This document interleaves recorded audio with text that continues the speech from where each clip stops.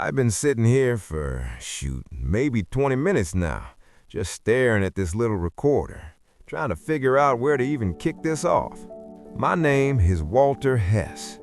I'm 85 years old, and there's something I've been hauling around for, I want to say close to 40 years, maybe longer. Something I never spilled to anyone. Not to my son, not to the guys I clocked in with for 30 years, not even to Father Brennan. And I unloaded on that man in ways I never thought I'd unload on another living soul.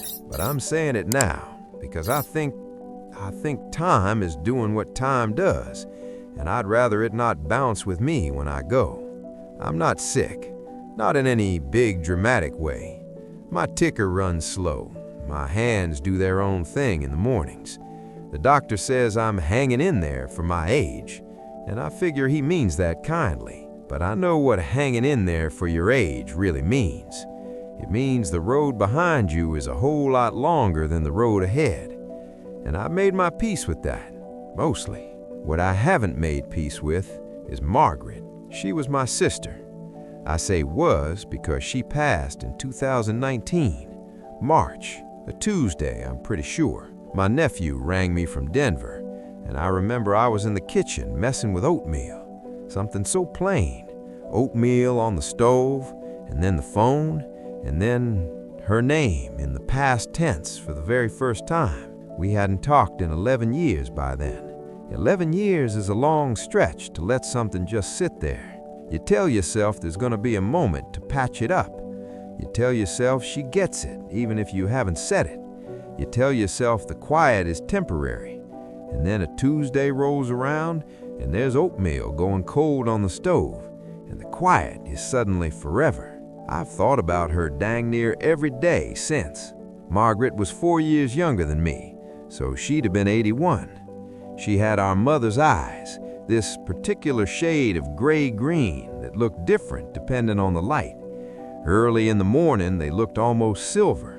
I remember clocking that when we were kids and thinking it was the most out-there thing I'd ever seen on a person. We grew up in a small house in western Pennsylvania. Our dad worked a mill. Our mom took in sewing and watched the neighbors' kids for a little extra scratch.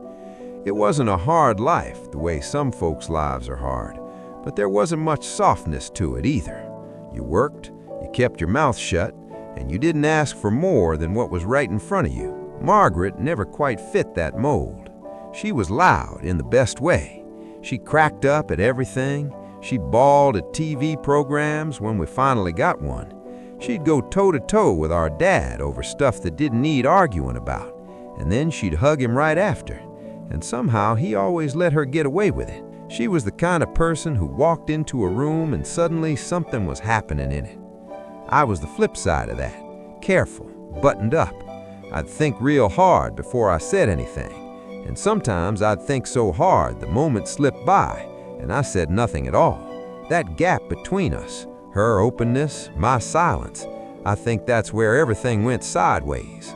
When I was 26, I married a woman named Dolores. She was no nonsense and pretty, and we understood each other without a whole lot of back and forth, which I figured meant we were on the same page. Margaret didn't come to the wedding. She called me a few days before and said she couldn't swing it. She said something came up with work. She was living in Pittsburgh by then, pulling bookkeeper hours. But the way she said it, there was something running underneath the words. I could pick up on it. I just didn't bite. I didn't bite because biting would have cracked something open, and I wasn't sure I wanted whatever was inside it cracked open right before my wedding. Dolores and Margaret never really clicked. That's the straight-up way to put it. They tolerated each other for my sake at holidays, but there was always something stiff between them, a coldness. I saw it, I just never did anything about it. I'd tell myself it wasn't my lane, that they were both grown women, that these things sorted themselves out. They don't always sort themselves out. I know that now. The specific moment I keep coming back to, the one I've turned over more times than I can count, went down in the summer of 1987. Margaret had driven up from Pittsburgh to visit, just her, nobody else. She'd never gotten hitched. She'd come close once, she told me, but it hadn't panned out, and she didn't talk about it much. That visit, she crashed in the guest room for 3 days. She helped me bang out the fence in the backyard. She threw together her chicken soup, our mother's recipe, this thick, almost stew-like situation with big hunks of potato in it. My son David was 12 at the time, and he trailed her around the house like a puppy because she was funny with him in a way that Dolores and I weren't always able to pull off. On the last night, after David had crashed, we sat out on the back porch. It was warm, one of those summer nights where the heat just hangs in the air and you don't even mind it. We had a couple cold ones. Margaret was always down for a cold beer in the summer, and we got real quiet together, the way you can only get quiet with someone you've known your whole life. And then she said something. She said, "Walter, do you think we're okay?" Just like that, soft, not coming at me sideways, just a real straight-up question. And I said, and I remember this like it happened this morning, I've been replaying it for close to 40 years. I said, "Of course we're okay. Why wouldn't we be okay?" She looked at me for a beat, a long beat, and then she gave me this small smile, and she said, "Yeah, okay," and that was it. We finished our beers. She pulled out of the driveway the next morning. I've spent a long time chewing on what she was really asking me. I don't think she was asking whether things were okay in some surface level, everything's fine kind of way. I think she was asking something way more specific. I think she was asking whether I saw her, whether I understood that something between us had been off for a long time, maybe always, whether I was willing to actually get into the conversation that neither one of us had ever been able to have. And I answered the wrong question. I answered the easy one, the one that didn't cost me a thing. She left the next morning, and things between us went on more or less like they always had. Holiday calls, a birthday card here and there, and then around 2008, something happened. I still don't have the full picture on it. Dolores said something to her. I never found out exactly what, and Margaret stopped calling. I called her twice. She picked up once, and the whole conversation was short and careful, like walking on ice you're not sure is gonna hold. And then the ice just closed over, and I let it. I've asked myself why I let it happen. I've been asking myself that for years now. Part of it was pride. Part of it was that I didn't want to wade into whatever was going on between Dolores and Margaret, because wading in meant picking a side, and I wasn't willing to pick a side. I told myself that was standing by my wife, that it was the right call. A man's got his wife's back. That's what my old man would have said. But sitting here now, at 85, with that cold oatmeal and that Tuesday morning burned into the back of my head, I think I was just scared. Not of Margaret, not of Dolores. Scared of the conversation, scared of what I might find out about myself if I actually sat down with my sister and said, "Tell me what you meant that night on the porch. Tell me what you've needed from me that I've never given you." I was scared I'd find out I'd been dropping the ball with her for a long time, that the failure started way earlier than 2008, way earlier than the wedding I didn't push her on, way earlier than any of it. Dolores passed in 2014, ovarian cancer. It moved fast at the end, though it sure didn't feel fast while we were living through it. David was with me. We held her hands. She went out quietly, which wasn't really how she'd operated in life, and I was grateful for the quiet. After she was gone, I thought about Margaret. I thought, now there's nothing sitting between us. Now I can pick up the phone.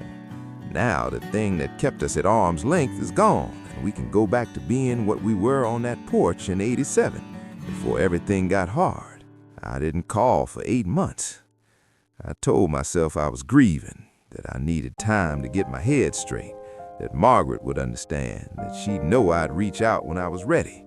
And then I finally called, and her number was dead, and I didn't have a new one. And I sat on that for a while, and then I got hold of my nephew, her nephew too, my brother Carl's boy, and he dug up the new number for me. I wrote it down on a yellow notepad I keep by the kitchen phone. I never dialed it. That yellow notepad is still in my kitchen drawer. I can't bring myself to chuck it. There's a particular kind of grief that comes from something that was your own doing. It's different from the grief that just shows up at your door, the kind you didn't cause, the kind that's just life being life. That grief is painful, but it's got a cleanliness to it. You can sit with it without feeling like the ground's shifting under you. The grief I carry about Margaret isn't clean. It's got a sour edge to it, a weight that regular grief doesn't have. Because every time she comes to mind, I also think about every moment where I could have done something different. All the times I could have asked instead of assumed. All the times I could have said, I'm picking up on something in what you're saying, and I want to get it. I wasn't a lousy brother. I want to be straight about that. Not to let myself off the hook, but because I genuinely believe it's true. I showed up. I helped her move twice. I lent her money once and never brought it up again. When her cat died, she was crazy about that cat, an old orange tabby she'd had for 15 years. I drove all the way down to Pittsburgh just to sit with her for an afternoon because I knew she'd be torn up about it. But showing up in the easy moments, the practical ones, the ones that take effort but don't take anything real out of you, that's one kind of being there. And then there's the other kind. The kind where you sit with someone in their mess and you don't bail. The kind where you say, I know something's been off between us and I care enough about you to stop pretending it isn't. That kind of showing up I couldn't do. I'm not sure I even knew it was a thing. I think about the soup she made that summer, the way David trailed her around, the way she laughed, this big, full-on, totally unself-conscious laugh that took over whatever room she was in. I think about her gray-green eyes and the way they shifted with the light. I think about a photograph I've got of the two of us, probably in 1961, 62. We're standing out front of the old house in Pennsylvania. She's squinting into the sun and grinning like she's in on some joke. I'm standing straight, hands hanging at my sides, looking dead into the camera. Even back then, even at 22, I was wound so tight there was no room for anything to get in or out. My nephew told me after she passed that she talked about me sometimes, that she'd wondered how I was holding up, that she kept a photograph somewhere in her apartment. I don't know which one. I don't know what to do with that. It helps a little and it stings a little, both at the same time, in that way that certain kinds of truth work on you. She wondered how I was holding up. All those years of dead air between us, and she was wondering how I was doing. If I could say one thing to her now, just one, and I've turned this over more times than I could ever tell you, I don't think I'd explain myself. I don't think I'd hit her with a big apology, even though Lord knows I'm sorry. I think I'd just say, I heard you that night on the porch. I just didn't know how to answer you. I didn't know how to be the kind of person who could answer you. And I'm sorry I took so long to even figure out what you was asking. I don't know if she forgave me. I'll never know. There are things I've learned to live alongside at 85. Not made peace with. I'm careful about that phrase, because peace sounds like something's been wrapped up and put away, and this doesn't feel wrapped up. But alongside, the way you learn to walk with a busted knee. You adjust. You're aware of it every single day. You stop pretending it isn't there. Margaret is one of those things. And what I've come to understand, not as some big takeaway, not as something I lay on anybody else, because I don't think you can hand this to another person in a way that sticks. But what I've come to understand for myself is that I spent most of my life mixing up silence with strength. I kept my mouth shut, and I called it being solid. I didn't ask, and I called it giving people their space. I didn't say the hard thing, and I called it being decent. But I wonder now, I wonder if Margaret experienced my silence as something else entirely, as distance, as not caring, as a door that was never quite pushed open. I wonder if that's what she was getting at that night on the porch. Is the door open, Walter? Even a crack? And I said, of course we're okay. Why wouldn't we be okay? I had a doctor once, a solid man, who told me the body holds on to what the mind doesn't deal with. He said it matter-of-factly, not like he was getting deep on me. He was talking about my blood pressure, actually. He said the stress, the grief, the stuff you leave unfinished, It finds somewhere to crash if you don't let it out somewhere. I wasn't really buying it at the time. I'm buying it now. David called last Sunday. He calls every Sunday, which I'm real thankful for. He's got his mother's practicality, and I hope at least a little of my sister's warmth thrown in there somewhere. We talked about his kids. I've got 2 grandkids, a girl named Abby, who's 17 now, and already more sure of herself than I've been at any point in my life, and a boy named Theo, who's 13, and deep into something on a computer that I can't quite wrap my head around, but that David swears is legit. After we hung up, I just sat there with the phone in my hand for a while. I thought about how David never really got to know his aunt, how I never made it happen, how she was just a background figure to him, somebody who dropped a card in the mail at Christmas, somebody he'd crossed paths with a handful of times as a kid. He never knew her laugh. He never had her soup. He never knew she loved a cold beer on a warm night and asked questions that cut straight to the bone. That's another thing that got lost. Not just mine to carry. His too, even if he doesn't know what he missed out on. I want to say something about regret, because I think people get it twisted.